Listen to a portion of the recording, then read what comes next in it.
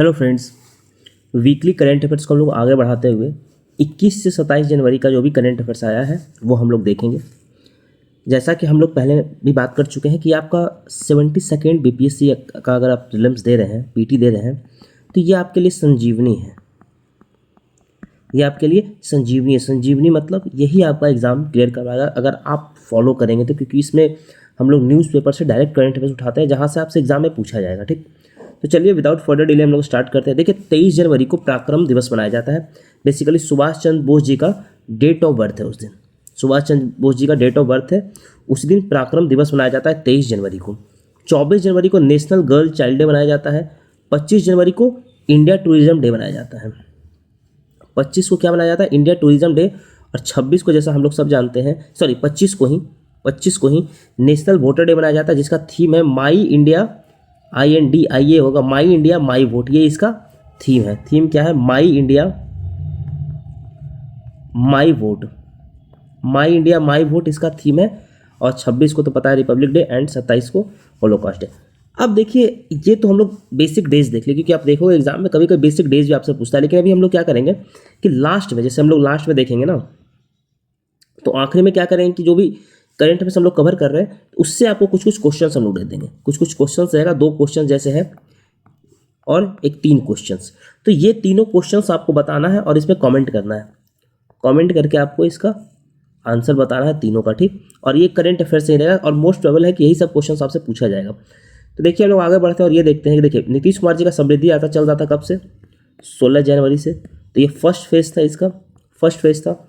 अब phase two जो है ये बेसिकली 27 जनवरी से स्टार्ट हुआ है। आपसे पूछ देंगे फेज़ 2 कब से स्टार्ट हुआ है, और ये बेसिकली फेज़ 2 कहाँ से स्टार्ट हुआ है? तो मधुबनी से स्टार्ट हुआ है। कहाँ से स्टार्ट हुआ है? तो मधुबनी से स्टार्ट हुआ है। बाकी प्रगति यात्रा के बारे में हम लोग सब चीज़ पहले लेक्चर में देख चुके हैं।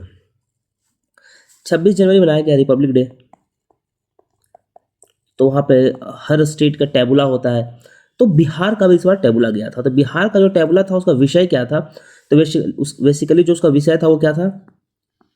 मखाना लोकल से ग्लोबल। लोकल से ग्लोबल मतलब एक सुपर फूड। मखाना लोकल से ग्लोबल सुपर फूड, ये इसका थीम था। आपको ये याद रखना है, बहुत इंपॉर्टेंट है। ये बेसिकली इस बार 77 रिपब्लिक डे था, ये आपको ध्यान रखना है, इससे ज़्यादा जरूरत नहीं है। हम सबको पता है कि बोर्ड ऑफ पीस साइन हुआ है कहाँ? तो जब वर्ल्ड इकोनॉमिक फोरम का मीटिंग चल रहा था डावोस में स्विट्जरलैंड में, वहीं पे साइन हुआ है।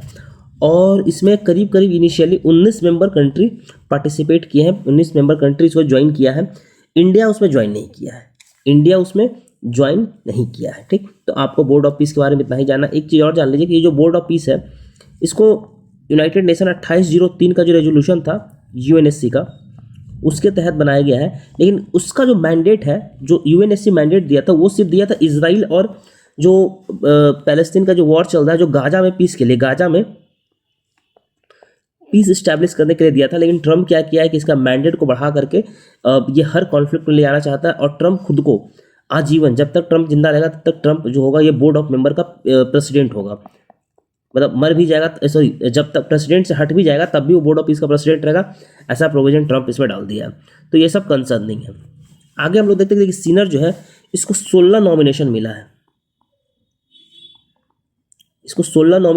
सिनर को, मूवी को ऑस्कर के लिए।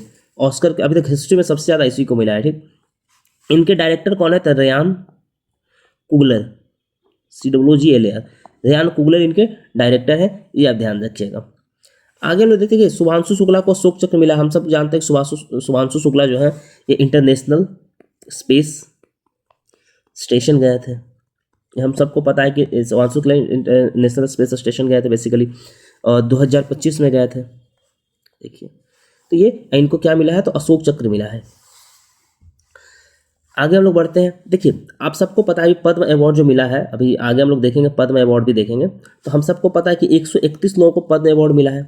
131 लोगों को पद्म अवार्ड मिला है, जैसे कि पद्म विभूषण जो है वो 5 है और पद्म भूषण 13 है, एंड रिमेनिंग जो है वो है क्या?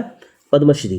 तो देखिए अब उतना सबका नाम याद रखना तो डिफिकल्ट है, लेकिन हम लोग क्या करेंगे कि जो 5 पद्म विभूषण मिला है वो देख लेंगे, और इम्पोर्टेंट जो भी बिहार से जो मिला है व्यक्ति उनको देख लेंगे। तो चलिए हम लोग पहले ये देख लेते हैं। देखिए धर्मेंद्र को मिला है पद्म भूषण, ये बेसिकली कहाँ से है तो महाराष्ट्र से है। इनको किस फील्ड में मिला है तो आर्ट से मिला है।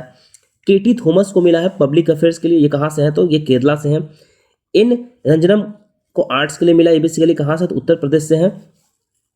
और श्री पी नारायणन इनको लिटरेचर एंड एजुकेशन के लिए मिला है, बेसिकली कहाँ से, ये भी तो केरला से है। और श्री वी एस अच्युत नंदन ये भी पब्लिक अफेयर्स से, बेसिकली केरला के प्रीवियस सीएम रह चुके हैं केरला के, तो इनको मिला है। तो ये 5 लोगों को मिला है पद्म विभूषण। अब पद्म भूषण टोटल 13 लोगों को मिला जैसा हम लोगों ने देखा। तो इसमें से बेसिकली बिहार का कोई है नहीं, तो उतना आपको ध्यान नहीं रखना है। बस एक आप याद रख लीजिए कि झारखंड से श्री शिबू सोरेन को मिला है पब्लिक अफेयर्स में पद्म भूषण, ये आपको ध्यान रखना है। बाकी आप एक बार पढ़ लीजिएगा, इंपॉर्टेंट इसमें यानी कि देखिए पूछने का तो कुछ भी पूछ सकता है, 131 नाम है तो कुछ भी पूछ सकता है। एक अलका याग्निक का नाम ध्यान रखिए कि बेसिकली इनको आर्ट से मिला है, पद्म भूषण मिला है। जो इंपॉर्टेंट है वो पद्म विभूषण है, यहाँ से आपसे प्रश्न पूछा जाता है। बाकी हम लोग बिहार से देख लेते हैं कि बिहार से किन किन लोगों को मिला है, क्यों मिला है। देखिए बिहार से 3 लोगों को मिला है सबसे, बिहार से 3 लोगों को, एक झारखंड से शिबू सोरेन। तो पहले है कौन, गोपाल त्रिवेदी जी, दूसरे हैं भरत सिंह और तीसरे हैं विश्वबंधु। इन तीनों को मिला है पद्मश्री मिला है, ये ध्यान रखिएगा। अब तीनों को पद्मश्री किस फील्ड में मिला है, देखिए जो गोपाल त्रिवेदी हैं ये बेसिकली लोक गायक करते हैं, लोक गायक हैं। और जो भरत सिंह भारती हैं ये बेसिकली कृषि क्षेत्र से जुड़े हुए हैं, ये साइंटिस्ट हैं, कृषि क्षेत्र से जुड़े हुए हैं। और ये जो वाइस चांसलर भी रह चुके हैं पहले, तो ये था। इनके अलावा जो विश्वबंधु हैं उनको मरणोपरांत मतलब कि आफ्टर डेथ मिला है। ये बेसिकली एक डांस टीचर रह चुके हैं विश्वबंधु। जो विश्वबंधु हैं ये बेसिकली डांस टीचर रह चुके हैं, बेसिकली कौन है तो ये डांस टीचर रह चुके हैं। तो यही आपको 3 ध्यान रखना है कि बिहार से है। ये तीनों आप फोटो देख सकते हैं, ये तीनों का, और ये है, और ये चौथा तो आप शिबू सोरेन है, आप पहचान ही रहे हैं। अब हम लोग आगे बढ़ते हैं मिसलिनियस में। ज़्यादा देखिए करंट अफेयर्स था नहीं 20 से 27 में, तो हम लोग करंट अफेयर्स की तरफ बढ़ते देखिए मिसलिनियस में। उत्तर प्रदेश जो गवर्नर का जो घर होगा उसको अब जन भवन कहा जाएगा, ये ध्यान रखिएगा। भारत जो है स्पेन के साथ भारत और स्पेन ज्वाइन किया इंडो पैसिफिक ओशन इनिशिएटिव, ये ध्यान रखिएगा कि स्पेन जो है भारत का Indo Pacific ocean initiative join कर लिया है। अटल पेंशन योजना जो था उसको बढ़ा करके 2030-31 तक कर दिया गया है। बेसिकली ये स्टार्ट हुआ था 2015 में। इसका ऑब्जेक्टिव क्या था कि जो ओल्ड एज इनकम सिक्योरिटी है प्रोवाइड करना किसको, तो workers in the unorganise sector को, ये ध्यान रखिएगा। इसे बेसिकली आप जितना कंट्रीब्यूशन देंगे उसके हिसाब से आपको मिलेगा पैसा, कब तो 60 साल के बाद आपको मिलेगा। इसमें कंट्रीब्यूट करना पड़ता है पहले। अभी हाल फिलहाल में जो जापान है वो वर्ल्ड का लार्जेस्ट जो कावासाकी कारिवा न्यूक्लियर पावर प्लांट है उसको स्टार्ट किया है। ठीक, ये बेसिकली फुकुशिमा डिजास्टर जो था वो 2011 में हुआ था, उसके बाद ये बंद कर दिया गया था। AI समिट इंडिया में होने वाला, तो सबसे इंपॉर्टेंट क्या है कि ये कहाँ होगा, तो ये न्यू दिल्ली में होगा। उससे भी ज़्यादा इंपॉर्टेंट क्या है कि इसका थीम क्या है, इसका थीम है democratic AI bridging the AI divide, democratizing AI bridging the AI divide इसका थीम है। आपको यही 2 चीज़ याद रखना है, बाकी ये सब मेंस के लिए थोड़ा बहुत आप पढ़ सकते हैं कि गाइडिंग प्रिंसिपल क्या है, तो पीपल प्लानट प्रोग्रेस इसका गाइडिंग प्रिंसिपल है। 7 थीमेटिक चक्रास पे बेस्ड है ये। आगे हम लोग देखते हैं कि अभी भारत इंडिया का first integrated private satellite plant कहाँ बनाया जा रहा है, तो ये बनाया जा रहा है खोराज में। ये बेसिकली कहाँ है, तो ये है गुजरात में। और कौन सी कंपनी बना रही है, तो एस्टा स्पेस इसको बना रही है, ये ध्यान रखिएगा। अभी भारत रंग महोत्सव शुरू किया गया है। बेसिकली हर साल होता है, ये थियोरेटिकल फेस्टिवल है और ये हर साल मनाया जाता है। बेसिकली कौन से सेलिब्रेट करता है, तो NHD सेलिब्रेट करती है। और इस बार का थीम क्या है, तो संवाद संस्कृतियों का इस बार इसका थीम रखा गया है। हम लोग board of peace Donald Trump का जो यूनाइटेड स्टेट का जो डोनाल्ड ट्रंप है उनका हम लोग बोर्ड ऑफ पीस देख लिए हैं। ऊपर हम लोग ने अभी देखा था, उसमें एक और था कि अगर आपको परमानेंट मेंबर बनना है तो $1 बिलियन आपको देना पड़ेगा, ये ध्यान रखिएगा। बाकी सीनर जो है वो 16th ऑस्कर ये बन चुका है, 16 नॉमिनेशन लेके ऑस्कर में सबसे सर्वाधिक, ये हम लोगों ने देख ही लिया था। तो ये कर्नाटका जो है एक स्टार्ट किया है, my Bharat is organising my Bharat my vote campaign. कहाँ, तो ये कर्नाटका में, ये ध्यान रखिएगा। 16 वोटर डे का हम लोग थीम देख लिया, माई वोटर माई, वही सेम चीज़ हम लोग है। बाकी ये सब हम लोग देख लिए। हाँ, रशिया यूक्रेन और US का भी टॉक कहाँ स्टार्ट हुआ है, तो रशिया यूक्रेन में जो वॉर चल रहा है उसका पीस के लिए कहाँ स्टार्ट हुआ, तो UAE में स्टार्ट हुआ, ये इंपॉर्टेंट है, इसको ध्यान रखिएगा। बाकी इसमें कुछ और है नहीं। एक हम लोग रिपब्लिक डे को थोड़ा सा देख लेते हैं। ठीक है, रिपब्लिक डे का आप जानते हैं कि इसका थीम क्या था? थीम था इसका वंदे मातरम। वंदे मातरम 150 ईयर्स ऑफ वंदे मातरम, ये इसका थीम था। इससे ज़्यादा आपको इंपॉर्टेंट याद नहीं रखना है, बस दो चीज़ आपको याद रखना है कि चीफ गेस्ट कौन थे। तो उर्सुला वॉन डर लिन थे जो कि यूरोपियन यूनियन के प्रेसिडेंट हैं, और एंटोनियो कोस्टा जो कि यूरोपियन काउंसिल के प्रेसिडेंट हैं। बस आपको यही दो चीज़ याद रखना है, इससे ज़्यादा आपको याद नहीं रखना है। अब हम लोग को जो प्रश्न है वो देख लेते हैं कि with the reference to important days observe in India consider the following statement. National voters day celebrate किया जाता है कब? 25 जनवरी को, to mark the foundation of election commission of India.